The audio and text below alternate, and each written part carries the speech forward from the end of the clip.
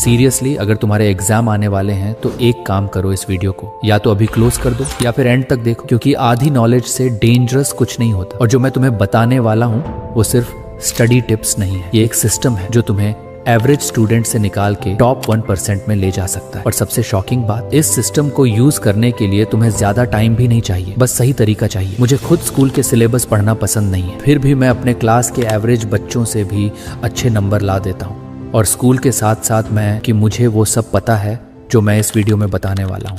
मैं तुम्हें जज नहीं कर रहा, लेकिन सच बोलना, तुमने कितनी बार ये लाइन बोली है, भाई मैंने इतना पढ़ा था फिर भी मार्क्स नहीं आए, टीचर ने पेपर टफ बनाया था, मुझे कुछ याद नहीं रहता, मेरा पढ़ाई में मन नहीं लगता, और भी बहुत कुछ। बस एक लाइन याद रखो, ये तुम्हारी जिंदगी बदल देगी। It's not about how long you study, it's about how well your brain processes what you study. अगर तुम 10 घंटे पढ़ के सिर्फ 20% याद रखते हो और कोई 3 घंटे पढ़ के 70% रिटेन करता है, तो विनर कौन है? क्लियर है? Why most students fail. अब मैं तुम्हें वो चीजें बताने वाला हूँ जो तुम्हारी पढ़ाई को साइलेंटली डिस्ट्रॉय कर रही है। तुम्हारी ये 4 मिस्टेक जो तुम जाने अनजाने में कर रहे हो। Mistake 1, fake focus.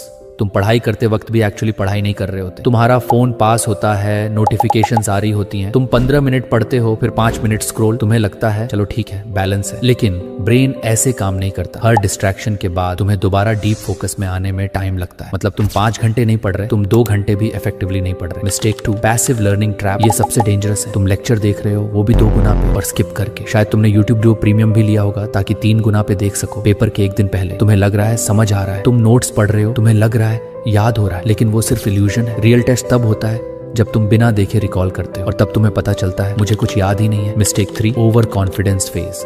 जब तुम एक चैप्टर कंप्लीट करते हो बुक से या कोई 1 शॉट देखकर, तुम्हें लगता है हाँ ये तो आता है, लेकिन तुमने कभी टेस्ट नहीं किया। तुम्हें टेस्ट करना बोरिंग लगता है, और जब एग्जाम में सेम क्वेश्चन आता है तुम फंस जाते हो, क्योंकि तुमने नॉलेज को टेस्ट नहीं किया, सिर्फ कंज्यूम किया। Mistake 4, random study. आज ये चैप्टर, कल वो टॉपिक, परसों कुछ और। ना कोई प्लान, ना कोई स्ट्रक्चर। ये पढ़ाई नहीं है, ये टाइम पास है। अब एक इंपॉर्टेंट बात, जब तक तुम अपने आप को नॉर्मल स्टूडेंट समझोगे, तुम नॉर्मल रिजल्ट ही लाओगे। तुम्हें अपनी आइडेंटिटी चेंज करनी पड़ेगी। बस इन 5 स्टेप को मास्टर कर लो। Step 1, control your confusion. सबसे पहला स्टेप, तुम्हें क्लैरिटी चाहिए कि तुम्हें पढ़ना क्या है। एक ब्लैंक पेज लो और लिखो मेरे पास क्या क्या स्टडी मटेरियल है, एग्जाम में क्या क्या आने वाला है, मेरे पास कितना टाइम बचा है। ये सिंपल लग रहा है, लेकिन ट्रस्ट मी 90% स्टूडेंट्स ये नहीं करते, और इसी वजह से वो लॉस्ट रहते हैं।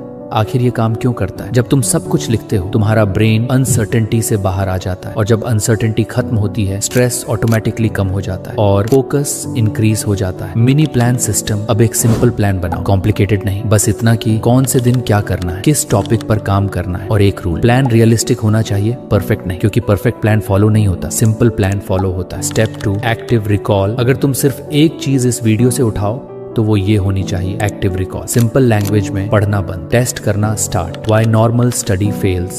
जब तुम बुक पढ़ते हो या लेक्चर देखते हो, तुम्हारा ब्रेन रिलैक्स मोड में होता है, उसे लगता है सब समझ आ रहा है, लेकिन जैसे ही तुम बुक बंद करते हो और खुद से रिकॉल करने की कोशिश करते हो, सब ब्लैंक, क्योंकि तुमने ब्रेन को कभी पुश ही नहीं किया। ब्रेन एक मसल की तरह काम करता है, जब तक तुम उसे चैलेंज नहीं दोगे वो ग्रो नहीं करेगा। जब तुम क्वेश्चन सॉल्व करते हो और स्ट्रगल करते हो, तब न्यूरल कनेक्शन स्ट्रॉन्ग बनते हैं, और वही लॉन्ग टर्म मेमोरी होती है। How to use active recall. Step 1, एक टॉपिक पढ़ो।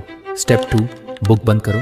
स्टेप 3, खुद से लिखो या बोलो तुम्हें क्या याद है। स्टेप 4, चेक करो क्या गलत था। स्टेप 5, सिर्फ वही रिवाइज करो जो वीक है। Golden rule, reading is input, recall is output, और आउटपुट ही रिजल्ट देता है। Big mistake. बहुत लोग यहाँ गलती करते हैं, वो क्वेश्चन सॉल्व करते हैं लेकिन गेस कर लेते हैं, और अगर आंसर सही आ गया तो वो खुश हो जाते हैं। ये सबसे बड़ा ट्रैप है। अगर तुमने गेस किया तो वो करेक्ट नहीं है, उसे दोबारा सॉल्व करो जब तक क्लैरिटी ना आए। Step 3, spaced repetition. इसका मतलब सिंपल है, एक ही चीज को अलग अलग टाइम पर रिपीट करना। ब्रेन नेचुरली चीजें भूलता है, अगर तुम रिपीट नहीं करते तो इन्फॉर्मेशन डिलीट हो जाती है, लेकिन अगर तुम राइट टाइम पर रिपीट करते हो तो वो मेमोरी परमानेंट हो जाती है। Step 4, blurting method. एक ब्लैंक पेज लो और जो टॉपिक पढ़ा है उसके बारे में सब लिखो विदाउट नोट्स। तुम्हें लगेगा तुम्हें सब आता है, लेकिन जब लिखोगे तुम्हें रियलाइज होगा तुम्हें आधा भी याद नहीं है, और वही तुम्हारा वीक एरिया है। Step 5, teaching effect. अगर तुम किसी और को समझा सकते हो तो इसका मतलब तुम्हें आता है। तुम अपने दोस्त को पढ़ाओ या खुद से एक्सप्लेन करो। Exam day strategy. Last moment में पैनिक मत करो, सब कुछ एक साथ रिवाइज मत करो, हैवी फूड मत खाओ,